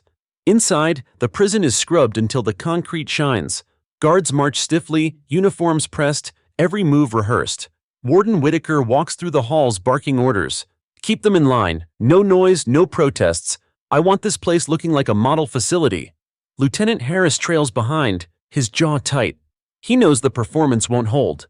The truth has already seeped through these walls, and one slip today could unravel Whitaker's charade completely. In the cell block, Darius sits quietly on his bunk. Leon paces above, nerves raw. You know what today is, right? Cameras, reporters, officials. It's our shot. The world's gonna see us. Marcus leans on his cane by the bars. And they'll see you most of all, Carter. The warden knows it, Doyle knows it, everyone knows it. That's why you've got to stand tall today, no matter what. Darius exhales slowly, his ribs still aching from Doyle's last attack. I never wanted to be the face of anything, but if today's the day, I'll carry it. By mid-morning, the gates creak open and the reporters file in. Their cameras flash as Whitaker leads them on the tour, his voice booming rehearsed lines. Riverton State Penitentiary is a facility committed to discipline, order, and rehabilitation. You'll see our inmates treated fairly, our guards maintaining structure, and our operations transparent. As they pass through the cafeteria, inmates sit stiffly, trays untouched. The silence is deliberate, heavy. The reporters exchange looks. This doesn't feel like order, it feels like pressure ready to explode. Whitaker forces a smile. See? Peaceful, cooperative. But one reporter leans close to her cameraman and whispers, peaceful or terrified? The tour moves to the yard. Inmates stand in clusters, silent but defiant, their eyes tracking every step. Marcus raises his cane slightly, a signal. Slowly, fists begin to tap against chests, creating a steady rhythm. Thump, thump, thump. The sound spreads. Reporters pause, their cameras swiveling. The rhythm grows louder, echoing off the concrete walls. Then, voices rise. Justice! Justice! Justice! The chant crashes through the yard, unstoppable. Reporters capture every second. Protesters outside pick up the rhythm, their voices joining. The prison and the streets roar as one. Whitaker's forced smile falters. End this! Silence them! He hisses into his radio. Guards surge forward, but before they can act, Darius steps out from the crowd. He stands tall despite his pain, his voice carrying above the chaos. We are men. We are not animals. You tried to break us with batons and cages, but we are still here. The world sees us now, and we will not be silent again. The yard erupts. Inmates raise their fists, chanting louder. Reporters capture every frame, their microphones catching Darius's words crystal clear. From the tower, Doyle grips his rifle, his hands trembling. Rage burns in his chest. He mutters, "Not today, Carter. Not in my prison." He raises the rifle, aiming at Darius. In the yard, Marcus spots the glint of metal. His voice booms, "Down! Get down!" Chaos ripples. Inmates duck, guards shout, reporters scream. But Darius doesn't move. He stands firm, his eyes locked on Doyle. "You can kill me," he shouts, his voice echoing, "but you can't kill the truth." For a heartbeat, everything freezes. Then, Harris bursts into the tower, slamming into Doyle. The rifle fires, the bullet shattering concrete inches from Darius. Screams erupt, dust filling the air. Guards wrestle Doyle to the ground, his face twisted in fury. "He's mine! He's mine!" he bellows as they drag him away. In the yard, silence falls. Inmates rise slowly, their eyes wide. Darius remains standing, dust settling around him, unbroken. Reporters rush forward, cameras capturing the moment. One whispers into her mic, "The prison guard tried to shoot him." On camera. On record. The world just saw everything. Whitaker's face drains of color. He knows it's over. No cover-up, no report, no spin can erase what just happened. Back in the block, Leon grips Darius's arm, tears in his eyes. "You didn't even flinch, man. You stood like a wall." Darius exhales heavily, his body trembling now that the danger has passed. "I didn't stand for me. I stood for all of us." Marcus leans on his cane, pride in his eyes. "And the world stood with you today. Remember that." Outside the prison, protesters erupt into cheers as the news spreads. Headlines flash across screens. Guard attempts to shoot inmate during press tour. The country watches in shock, and Riverton becomes the epicenter of a national storm. That night, chants rise louder than ever, shaking the walls. Darius lies awake, Leon whispering from the bunk above. They can't bury this now, not after today. Darius closes his eyes. No, today the walls cracked. Tomorrow they fall. The prison is in chaos after Doyle's failed shot. Reporters file urgent stories, their footage replaying non-stop on every news channel. Protesters outside grow into a crowd of thousands, chanting through the night, "Justice for Darius! Shut Riverton down!" Inside, the atmosphere is electric. Inmates whisper through vents, passing the story like fire. Darius Carter, the man Doyle tried to kill, stood tall and unflinching. He has become more than a prisoner. He is a symbol. In the warden's office, Whitaker shouts into the phone, "It was a mistake, an isolated act of one unstable officer. We still maintain order here." He pauses, listening, his face draining of color. No, I can handle this. Don't send them in." He slams the phone down, sweat dripping from his brow. Lieutenant Harris stands across from him, arms crossed. "You can't handle this, sir.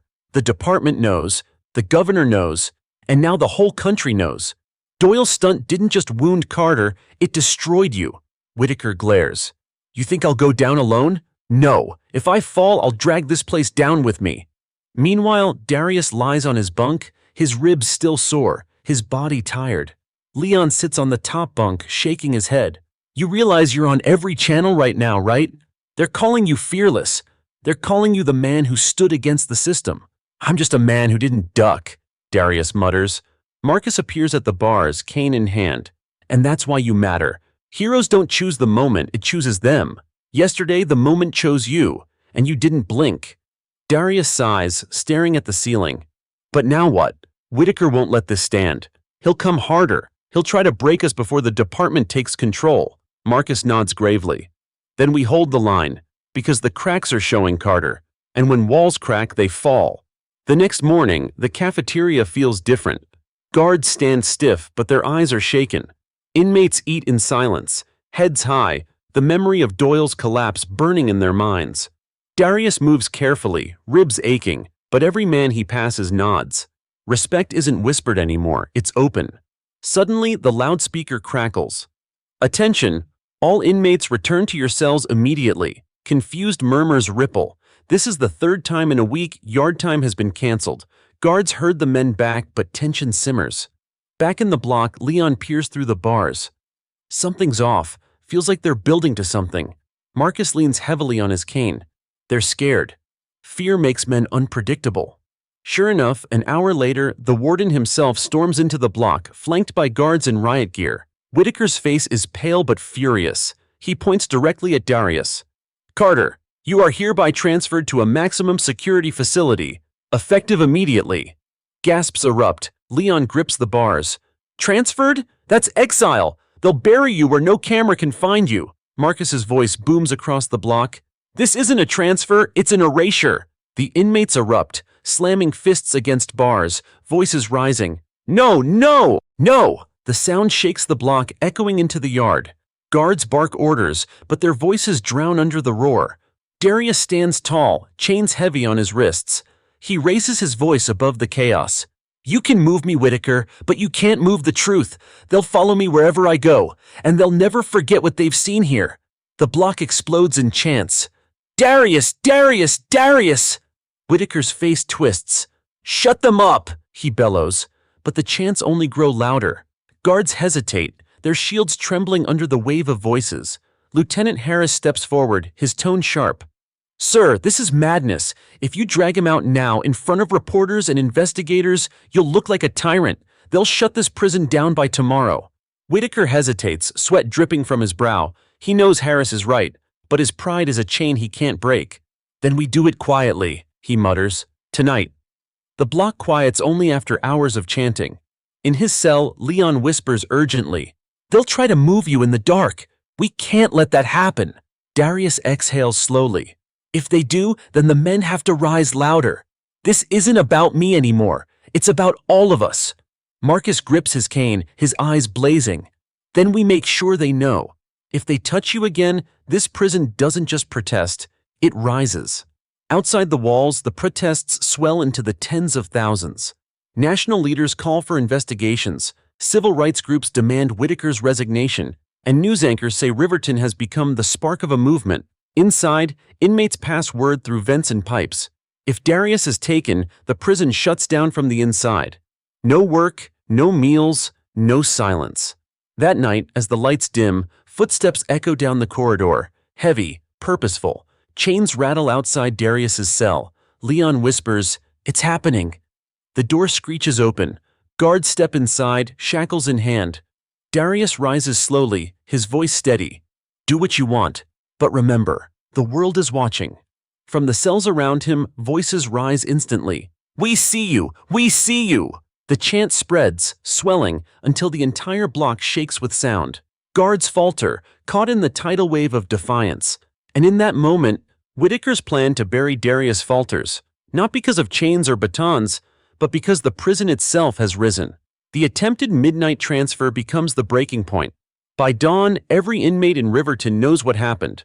Whitaker tried to bury Darius in silence, but the prison itself roared back, stopping the move before it began. In the cafeteria, whispers ripple like wildfire. Men sit straighter, their voices low but urgent. Leon slaps Darius's back as they sit down. "You hear that?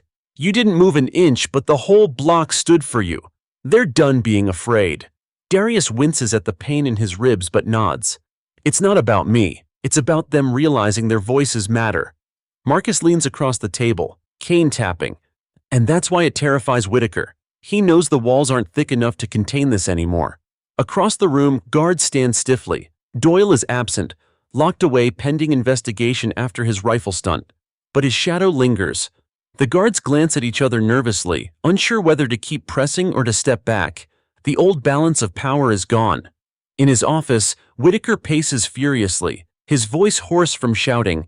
"They defied a direct order. They stopped a lawful transfer. This is mutiny." Harris stands calm, arms crossed. "No, sir. This is the system collapsing under its own weight. The men don't fear you anymore, and without fear, you have nothing." Whitaker slams his fist on the desk. "Then I'll take it back. I don't care what the department says. I'll flood this place with force if I have to." Harris steps forward, his tone sharp. "If you try, it won't just be inmates who fall. It'll be on every camera, every headline. They'll shut Riverton down and you'll wear the blame." Whitaker glares at him, veins bulging in his neck. But deep down, he knows Harris is right. That afternoon, investigators return. They meet with groups of inmates, collecting testimonies, recording evidence. Stories pour out. Beatings, starvation punishments, solitary confinement for no reason. Each account paints the same picture: systemic abuse under Whitaker's watch. When it's Darius's turn, Rhodes greets him with a weary but determined expression. "Mr. Carter, your case has reached the governor's office. There will be hearings, possibly indictments." Darius sits straighter. "It's not about me, it's about every man who thought no one would ever listen. Don't let their voices die in paperwork." Rhodes nods. "We won't." Back in the block, Marcus gathers men around. His voice is gravel but steady. "They're cracking. You feel it? Whitaker's desperate. Doyle's out. The department's circling. That means we hold steady. No riots, no fights. Just unity." Leon adds, "They want a reason to call us animals. Don't give it to them." The men nod. The plan is simple. Keep standing, keep chanting, keep the pressure on. That evening, the protests outside swell to the largest yet. Thousands chant Darius's name, their candles flickering against the night sky. News anchors broadcast live, their voices solemn. Riverton has become a symbol of systemic abuse. The question now, will the state finally act? Inside, the inmates join the rhythm, pounding their bars in time with the chants outside. The sound merges into one thunderous wave, a chorus of defiance that rattles every wall. In his office, Whitaker watches the live feed, sweat dripping down his temples. He mutters, "They're making a hero of a convict. They're turning me into the villain." Harris replies coldly, "That's because you are." Whitaker whirls on him. "You think you're better than me? You think they'll remember you kindly? You're part of this machine too, Harris. Don't forget it." But Harris only shakes his head. "Maybe, but at least I know when the machine's broken." That night, guards shuffle nervously through their patrols. Many of them don't want to be here anymore. Some whisper about transfers, others about quitting. The weight of public scrutiny has shifted the fear from inmates to guards. In his cell, Leon whispers to Darius, "You realize you might walk out of here one day, right? Not in cuffs, but free. After all this, Darius shakes his head. I don't think about freedom for me. I think about freedom for the truth. If it walks out, then I've done enough. Marcus appears at the bars, eyes sharp. You'll get both, Carter, because when men stand together, even walls can fall. But across the prison, Doyle sits in isolation, his hatred festering. He whispers into the dark, "They can lock me away, but I'm not done. Not until Carter's gone." The storm isn't over. It's only circling tighter, and Riverton, once a fortress of silence, now trembles under the weight of truth closing in. Riverton feels like a drum about to burst. Outside, protesters chant through megaphones, their numbers stretching across blocks of city streets. Inside, inmates move with silent determination, no longer cowering under guard stares. The walls themselves seem thinner now, as if the world beyond is pushing its way in. Darius wakes stiff from another night of restless sleep.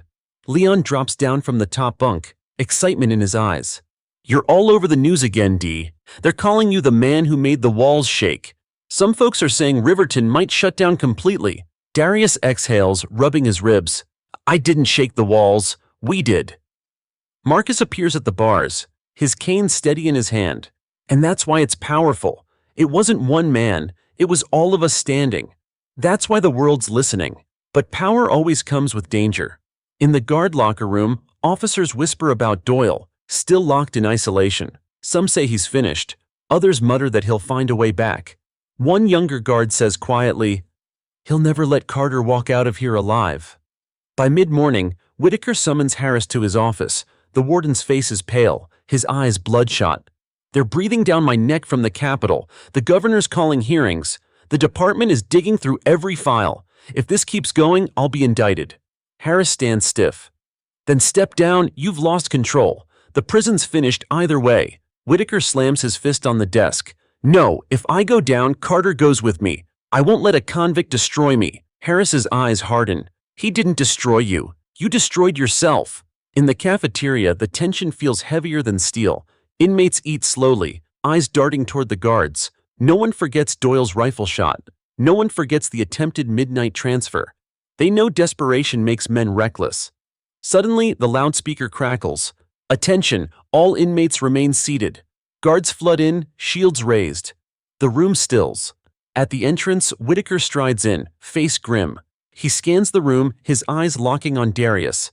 "This ends today," he declares. "There will be no more chants, no more protests, no more defiance.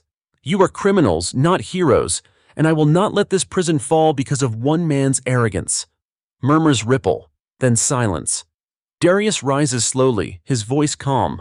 "You call it arrogance. We call it dignity, and you can't erase it, not with your threats, not with your chains." Marcus slams his cane on the floor, his gravel voice booming. "We are men, Whitaker, and men don't bow to tyrants." The cafeteria erupts, fists pounding tables, voices chanting in thunderous rhythm. "Justice! Justice! Justice!" Reporters outside hear the noise through the walls, their cameras turning toward the prison. Protesters pick up the same chant, the sound merging into a single roar. Whitaker's face twists. "Enough! Break them apart!" But the guards hesitate. Some lower their shields, eyes darting nervously. They know cameras are outside. They know the world is watching. Harris steps forward, his voice sharp. "Sir, stand down. If you order force, it'll be the end of you." Whitaker glares at him. "You think I don't know it's already the end?" He storms out, the chant still shaking the room behind him. That night, Riverton is louder than ever. Inmates chant through vents, protesters chant through megaphones, and news anchors broadcast live. Headlines flash across the country. Riverton inmates defy warden. Movement grows inside and out. In his cell, Leon grins. "You feel it? This is bigger than us now. It's not just Riverton, it's every prison, every voice that's been silenced." Darius sits quietly, his chest aching, his eyes heavy. "That's what scares me. When the storm grows this big, it destroys everything in its path, even the ones who started it." Marcus taps his cane, his eyes steady. "Or it clears the rot so something better can grow. Don't doubt what you've built, Carter. You gave men hope." But across the prison, Doyle seethes in isolation. His hatred simmers hotter with every chant. He whispers into the darkness, "They think I'm gone. They think Carter's safe, but walls have cracks, and through cracks I'll crawl back. The following morning, investigators arrive again, cameras flashing as they walk through the gates. Harris meets them at the door. "You're just in time." The warden's losing his grip. Back in his office, Whitaker sees them on the monitors. He mutters, "They want to make me the villain? Then maybe I'll give them one." He pulls open a drawer, staring at the revolver inside. His hand trembles as he grips it. Down in the blocks, inmates chant louder than ever, their voices shaking the walls. Outside, the protesters roar in unison. The sound is unstoppable, a tidal wave of truth crashing against decades of silence. And at the center of it all stands Darius, weary but unbroken, knowing the final reckoning is close. The question isn't whether Riverton will fall. The question is, who will fall with it? The storm that had been building for weeks finally breaks. Riverton State Penitentiary no longer feels like a prison, it feels like the center of the nation's gaze. Protesters outside swell into the tens of thousands, their chants shaking the streets. "Justice for Darius! Shut it down!" News helicopters circle overhead, broadcasting the roar to every home in America. Inside, the walls tremble. Inmates pound their fists against bars, their voices unified in a chant that refuses to die. "Justice! Justice! Justice!" Guards patrol nervously, but their faces betray doubt. Many have stopped barking orders. Others simply stare, realizing control has slipped beyond their grasp. In his office, Warden Whitaker sits hunched at his desk, the revolver gleaming beside his trembling hand. His career is finished, and he knows it. The department has called, the governor has called. Investigators stalk his halls, and his name is already poison on the news. "One man," he mutters bitterly, "one damn convict brought this all down." Lieutenant Harris enters, his tone firm but not cruel. "It wasn't one man, it was the truth. And truth always breaks through, whether you want it to or not." Whitaker glares, sweat beading on his brow. "You think you've won? You think Carter won? When I go down, this whole place burns with me." Harris shakes his head. "No, sir. When you go down, this place finally breathes." Meanwhile, Doyle is escorted out of isolation in chains. His face is pale, his eyes wild. As he's marched past the blocks, inmates erupt in jeers. "Coffee boy!" they shout. "How's it feel now?" Doyle thrashes against his restraints, screaming, "You'll all pay! Carter will pay!" But the guards drag him on, his voice drowned beneath the roar of unity. In the cafeteria, reporters with special clearance are ushered inside. Cameras roll as they capture the silent defiance of inmates sitting tall, their heads high. Then Darius rises slowly, his ribs still aching, but his voice steady. "We are men," he says, his words echoing across the hall. "For years they tried to make us less. They beat us, starved us, silenced us. But today, the world sees us. Today, we are not broken." The room erupts in cheers. Reporters catch every moment, their footage broadcasting instantly across the nation. Outside, protesters pick up Darius's words, chanting them in the streets. In the warden's office, Whitaker hears the roar and finally cracks. He grips the revolver, then slams it back onto the desk, tears streaming down his face. "It's over," he whispers. That evening, state officials arrive at the gates, flanked by federal agents. Whitaker is led out in handcuffs, his face ashen, his career ended. Cameras flash as reporters shout questions, but his silence is deafening. The man who ruled Riverton with fear leaves in disgrace. Inside, Harris addresses the inmates over the loudspeaker. The Department of Corrections has assumed control of Riverton. Investigations are underway. Changes are coming. The blocks erupt in cheers, fists pounding bars in rhythm. For the first time, hope feels tangible. In his cell, Leon grins from ear to ear. "You did it, D. You stood and the walls fell." Darius shakes his head. "No, we did it.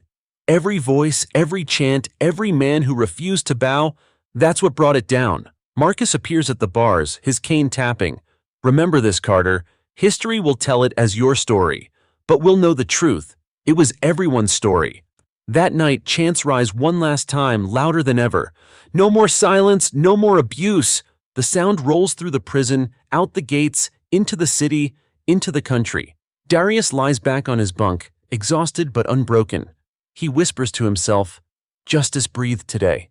And as the lights dim, Riverton State Penitentiary, the fortress that once thrived on silence, becomes the place where silence finally died. Justice has found its voice, and it will never be silenced again.